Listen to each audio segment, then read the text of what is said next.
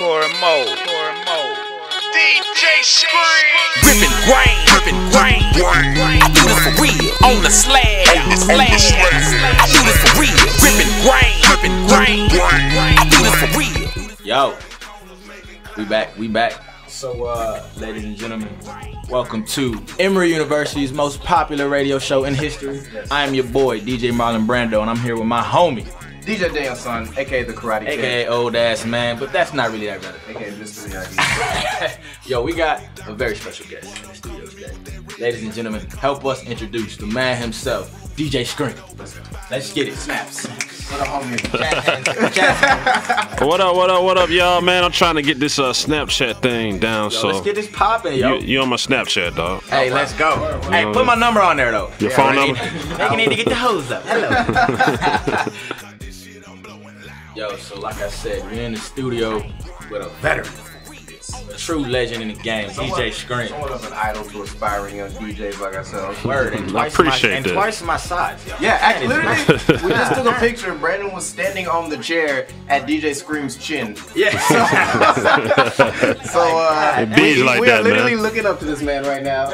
So take us from the top, bro. Like, who is DJ Scream? Tell the people who you are. Like. DJ Scream, man. I mean, a lot of people know me for mixtapes, of course. You know what I'm saying? That just kind of come from my passion of just loving hip hop, loving street music, and just loving something new and fresh. You know what I'm saying? I was always a fan of underground music coming up. So when I got a chance to put like new artists and underground artists on, you know what I'm saying? That's like the excitement for me. That's what really keeps me going. You know what I'm saying? Like, salute to everybody that's at the top of their game. But I like to see the people go from the ground up. That's what excites me. You know what I'm saying? So that's what I represent. That's what Hood Rich definitely represents. You know what I'm saying? As a collective, just bringing something fresh and new to the table. Yeah. You know what I'm saying? For sure. What is it that you think you look for when you're trying to take somebody from just being somebody who's aspiring? Yeah, to man. feels like you're giving them Just innovation, man. I always tell people, like, I remember the first day I met Shawty Lowe's, Rocco's, Futures, Plies, and all these people that I worked on like early on. There was just something unique about them, you know what I'm saying, even in their fashion sense. So whatever the case may be, man, you're just kind of looking for something that set people apart from everybody else. Getting into music, I know, but let the people know, kind of like, I mean, where it starts. the bedroom, man, with some beat up turntables, trying to get it, you know what I mean, buying vinyl, scratching, and trying to figure it out. You know what I'm saying, from day one. Just Marvin Gaye on one side, and like, the Marvin Gaye on one side and Old Dirty Bastard on the left, trying to figure it out. You know what I'm saying, like, nah, just the real roots of it. And I tell people, man, like, you know what I mean, like, get out and grind and touch people, you know what I'm saying, like get face to face and interact with people, because I literally, the mixtape brand of DJ Scream was built one CD at a time. There was a time where it was self-contained. I did the artwork, I duplicated the CDs, I did the track list, I did the mixtape, I did everything. You understand what I'm saying? So that's really from the ground up. So I just don't like when people trying to come up, regardless of what you're doing, if it's DJing, producing, rapping, I just don't like excuses. You know what I'm saying? A lot of people use, like, I don't have the money as an excuse. Well, shit, I had the money either. You know what I'm saying? So when you really speak of self-made, man, it's just having that vision and that dream and chasing it no matter what, and having good people around you that's gonna support that. You know what I'm saying? Like, for real, this is what it's about, though. Like, this type of setup, this is when it's just real, like, just uncensored and just real. This is what it's all about. You understand what I'm saying? So this is where it started for me, for sure. Shouts to WRAS. And can I shout them out? On my bad. Okay, so to stay on my bad. ain't no rules. Shouts to WRAS. No other radio stations exist. REK, all of them. You know what I'm saying? And of course, shouts to Weagle down in Alabama, Auburn University. I should do college radio there, Tuskegee University. You know what I'm saying? So I like, that's what it's all about. So definitely salute to y'all for taking y'all time out to do this, because I know the grind and the sacrifice that it takes. So after the campus, like, obviously everything that conflagrated, like, right after that. So what happened? You know what I mean? Like, you, I know you was in your senior year, you was thinking like, shit, niggas got bills to pay. You know Oh yeah, no. What? Like, what? I left when I graduated Tuskegee, man, and I came back to Atlanta. It was like literally, you know, go suit and tie up or pursue something that's not gonna have you suited and tying up. You know what I mean?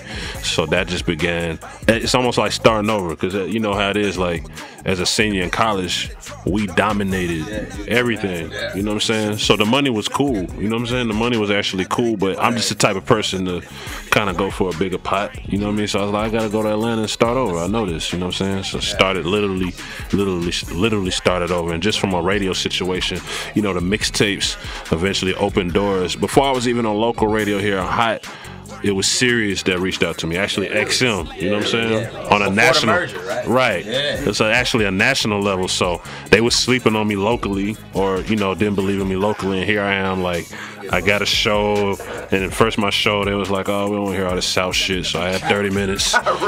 Then it was like, "Oh, this South shit is kind of working." Then I got an hour. And then it turned into 2 hours. We still got 2 hours. Now we having conversations about a 4-hour block. So it's a blessing. You know what I'm saying? Can y'all get us like 10 minutes? Yeah. Hey man. Hey man. I just need 35 seconds, bro. Like, this is Daniel Brandon. All right, see you next week. Looking at it from our perspective, when you know you got like a good thing, and then like you feel like the people around you might be missing out, how was it to kind of get attention from somebody that big you didn't even know that might have been watching? From a national level, like just serious. I just looked at it as it was mixtapes, man. It was a mixtape. I got a call in the same month, I remember, to start Sirius Radio and my first DJing gig, which was in Austria. So it was a little weird to me, because it was like, how the hell do they know me in Austria? Yeah, that's you know what I'm saying? Where the hell is Austria? And then they're like, we were gonna do a meet and greet. I'm like, who wants to meet me? Like, what the hell? And I get there and people are like, yo, sign my CD, sign my Crime Up CD, and all this other stuff. And I think at that time, I think the important thing was we were beating up the streets, but we were also some of the first DJ brands to do everything on the internet too. And I saw how powerful the internet was once I started traveling. So I think that's a big part of the reason why XM, you know, the program director, shouts to Leo G, you know what I'm saying, and everybody at the time, you know, just reached out and was like, we want you, you know what I'm saying? Like, your brand is hot, you're hot, you can DJ, we love your voice. And then that's what became of it. Hood Rich Radio, about almost 10 years strong now. You know what I'm saying? The method of distributing it was, he was in Kroger's parking lot, some shady motherfucker walked up and was like, hey bro, you want a mixtape? And you don't say no, because you don't know if it got like a piece and another. Right. All right, bro, just give it to me. I got these mixtapes for $5. If you give me that $5, I won't have to take it from you. No, we've been there. And like from that to like, you know, sites like that, or live mixtapes, really distributing mixtapes and consumers seeking the mixtapes. To today, it's almost like the mixtape game is going through another like revolution. Well, like it's kind of changing a bit, especially because nobody pays for music these days. Right, you know what I mean? Right. It's changed. I think that, you know, everything kind of comes full circle. You know what I'm saying? You got to look at if you look back in the day, like 50 Cent made it from mixtapes. You feel what I'm saying? I thought he got shut down. But then it kind of quieted down. The next big mixtape boom that started with Trap or Die Again. You know what I'm saying? And that started the whole boom where everybody wanted to do a mixtape. But you know what I'm saying? It's a creative way of saying, all right, this is my demo tape. But instead of me just passing out my demo tape to people who not gonna really care about it, let me go seek a brand like a Scream or another DJ to help me push it. I judge everything by my walks through the airport, right? And when I go to the airport, hold on, ladies and gentlemen, get your pens out. Strategy about to come out. No, when I walk to the airport, I get mobbed about mixtapes. Literally, like, people run up on me like, bro, what's up? Why you ain't put out no mixtape yesterday? Bro, I just put one out last week. Yeah, but that's old, man. That's old. You falling off, man. Where the mixtapes at? I'm like, bro, I've done 1,500 plus mixtapes in my career. Can I breathe? Wow. But people want music by any means. Who are you? You know what I'm saying? You know what I'm saying? Nah, it's just so that's just what it is. Like, the mixtapes, I think they're as relevant as ever. It's just that it's digital now. You know what I'm saying? And people are getting creative. We're all trying to figure out creative ways to present it to everybody, like, that's true. And not be on the same old. You dig? I think you got to understand that when you're making music, it needs to be the artist and the producer and the producer has to produce the record. You understand what I'm saying? There's so much digital shit going on where it's like, email me the beat, I'll email this back, I'll email. No, stop being lazy and get in the lab and fill each other out and create some fucking music. You understand what I'm saying? So that's a big part of just your decline of music. If you go ask some of the people that's making the better music now, if you go ask maybe the Kendricks or J. Cole, Drakes or whatever, like they have a different process. You understand what I'm saying? Like the producer is there to say, hey, that don't sound good. That's what music is about. When I'm in the studio, a lot of these mixtapes you hear, hey, Gucci, that don't sound good. And I might get cursed out. I'm about to say, you know what I mean? You're in the booth with the door locked. I might be cursed out, but it's like security. I'm about to make a comment. Get ready. This is what we have to do to try to achieve perfection. You know what I'm saying? So I think that this has become a little lazy because it's like, you know, you make the beat, people email the beats around, you rap over the beat. The rapper doesn't even consult with the producer. A lot of time the producer don't hear it till it's on the internet, and the producer's like, damn, you messed up my beat, bro. Yeah, you know what I'm saying? So I think that's a big part of some of the decline of the music, and that's why you see some people on these charts.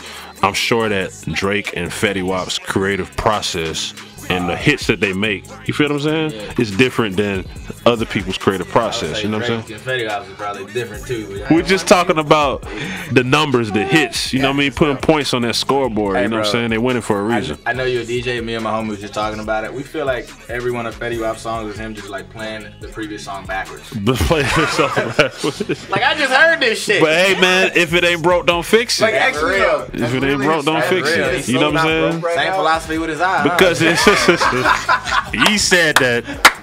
He said that. Scream didn't say that. He said that. Hey, it's all good. Fetty, we love you. Fetty, we love Come you. on next week, please. Actually, I was about to make another terrible. All right, we should play some music for Brandon says something. Hey, we about to get kicked off the air. We got a quick shout out, a long time listener. We really want to thank you, Ed, for listening to the show. It means a lot to us. We got one of our guests has something want to say. Thank you, Sharita. Let's get it. Let's get it. Yo, you're welcome. Swing by if you're close. Yeah. Say what's up to me. All right. Yeah, man. Bring your friends. Bring your team. Yeah, right. So back to the concert. How long you been with MMG now? What is it? 4? I think 4 years. What's 10? 2010. So like, 4 or 5 years. So talk to me about like the partnership. Like, is it y'all kind of have like an agreement to make cool things happen together? Or is it like well, a certain amount of TK. So he opened up the opportunity for me to have a major label deal with what was MMG Warner at the time, you know what I'm saying? So, you know, we put out some records, we did some things, we weren't able to get to the actual point of an album, you know what I mean? Warner Urban actually turned into Atlantic Records, and we parted ways about 3 or 4 months ago, just because, you know, it's a label in me and I wanted to pursue being independent and kind of having the creative control to make the type of music that I want to make, you know what I'm saying? So that particular partnership severed in good faith, you know what I mean? We still talking everything Atlantic Records, but, you know, Ross is still the homie, we still chat, you know what I'm saying? He got some cool things coming up and he keep me abreast of MMG's future. Yo, Ross is huge, man. I just feel like as the official DJ of MMG, you should have produced that comeback track. That's all I'm saying. I feel like he could have used your help. You know what the crazy thing is? Scream had 3 tracks, there was no verse. What is a perfect day for DJ Scream, for Hood Rich? Like, what's that look like? I mean, if it might be cliche, but if I wake up, I'm healthy, I'm good, and I make some money that day, it's great. Damn, that's the common thread I'm with just everybody. saying. Everybody wants to get paid. Everybody wake up. You gotta get paid, man. No, I want to be healthy. I don't want to be like fucked up and getting money, but you know, I want to be. I want to be good first. I want to be good. I want everything to be cool. I want the people around me to be cool. But ain't nothing like pulling out that paper bag, counting up. You feel what I'm saying? That's the perfect day. Have a perfect day then. Yeah, it's coming. Better days ahead, my brother. The better days are ahead, my brother. Yo, this your boy DJ Marlon Brando, and I'm in the studio with my homie DJ Daniel Son. We're here with DJ Scream. And you know you in the mix, man. And Emory, man, is going down every week, man. We salute that. DJ Tuesdays at 9, baby. Yeah.